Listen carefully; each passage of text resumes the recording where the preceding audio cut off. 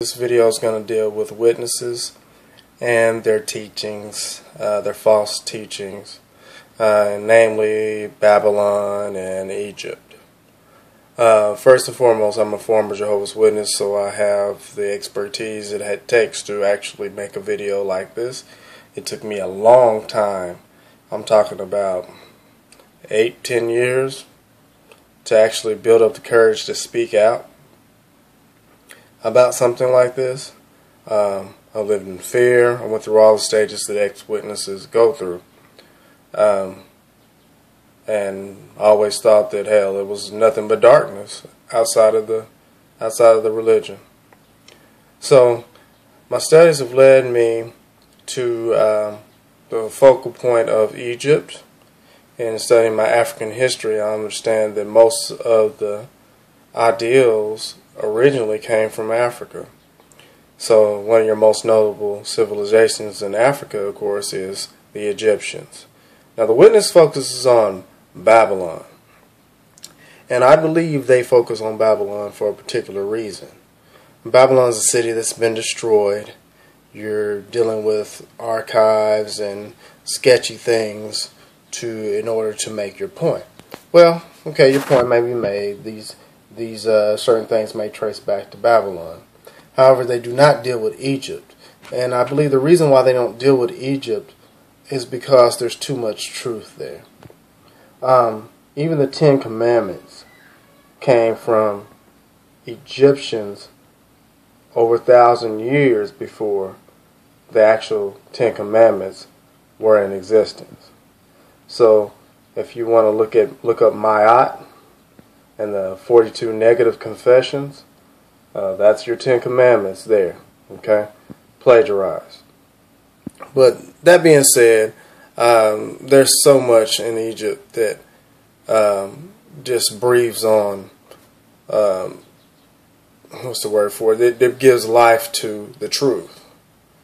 So if you ever have the inclination to look up anything, to want to know what's what, study Egypt a little bit, and you'll realize that the witnesses skip over that period in detail, especially the religious things, the religious origins that were in Egypt before any of the other Christian and Hebrew religions even developed. So they owe it all to Egypt and the civilizations that came before. And the timeline is also screwed up. That's another thing. The timeline doesn't work. There's no way you can cut it. You have to be totally ignorant and taught by one source of information in order to believe what the witnesses believe. I know I'm not being real detailed right now, but there's so much information that if you care to actually look it up, I'm not going off of notes, I'm just going straight off the dome. But for any ex-witnesses out there that are just stumbling on different things, that's something that you definitely need to look up because it's eye-opening. Another thing is the white Jesus thing. This is not to be racist against anyone, any individuals, any group of individuals. There is no possible way that Jesus could have been a European. There's no possible way that the Hebrews could be European people. However, in all the illustrations, they're always, and I'm talking about always, Europeans. All the servants of God were all in the witnesses' publications are all Europeans. Now, if you just trace a few simple key figures and their lineage that preceded them, you'll find out that they were Africans. And I'm not talking about Africans as they appear today. I'm talking about ancient Africans, the birthplace of mankind in general and the birthplace of black people. So they were unadulterated, pure blue-black people. If you look at Moses' offspring, he married into one of his wives, which he bore children by, was an Egyptian woman. Some translations of the Bible say Sudanese. Some translations of the Bible say Nubian, I believe. Some say Cushite. But it's all talking about the same one or two tribes of people, 2 or 3 tribes of people, which were all related. The Nubians, the Ethiopians, the Cushites, they're all the same couple of tribes. They're all interrelated, just like the Nubians dominated Egypt for 200 years. They call it the Black Pharaoh period, as if they weren't black already anyway. Part of the mythology that the Greeks and the Romans put upon the world, that these people were not African people. They were not black African people. Okay, once you start understanding history as it really is, not as what you're told it is, by religious institutions, you start to understand that this is the part that they want to hide from you, because the religion is white supremacy based. Yes, if you know better, and you 100% have to know, if I know it, then the governing body has to know that these are African people. The Egyptians were black African people. They even depict themselves that way in their art. So how is it that you can paint everybody white, make everybody a European?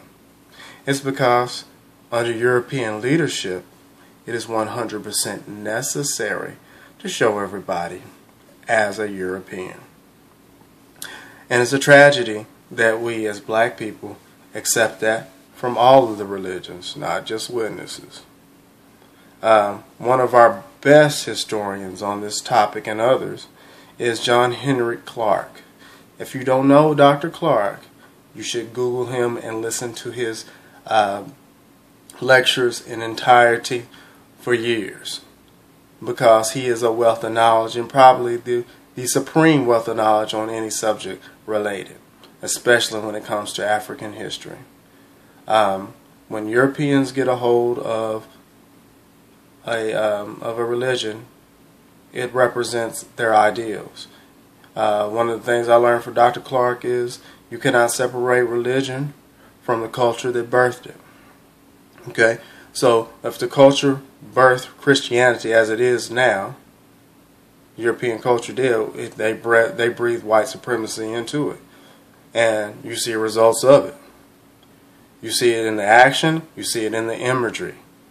So if it's in the imagery and it's in the action, what do you think is really behind it? We are so ignorant, and we lie to ourselves about so much that we have 100% evidence of.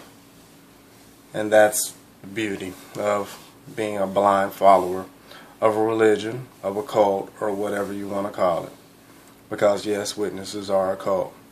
I guess we can debate that in a different video, but this is something I kind of had to get off my chest. There's a lot of information that's a lot deeper than what I just ran over off the top of my head, but I mean, there is no way possible that you can seriously allow someone to paint pictures for you, and as your mind sees things in pictures, and not expect it to be the truth. And once you know that according to their own story that it cannot be the truth, then you know the reason behind it, because they're not interested in really telling you the truth. They're interested in you following for a lifetime. And I guess we need to speak about the children, the generations after us, and what the implications it is of us not being able to be honest with ourselves and break away from white supremacy religion, and what it would do for them and what it would do for us if we did that. And that's the real battle. That's the real story that's going untold, and that's the generation that we're living in right now. That's what we earned. That's what we have been heaped upon us from our past people, our ancestors. This is Akinine AX, and I'm out.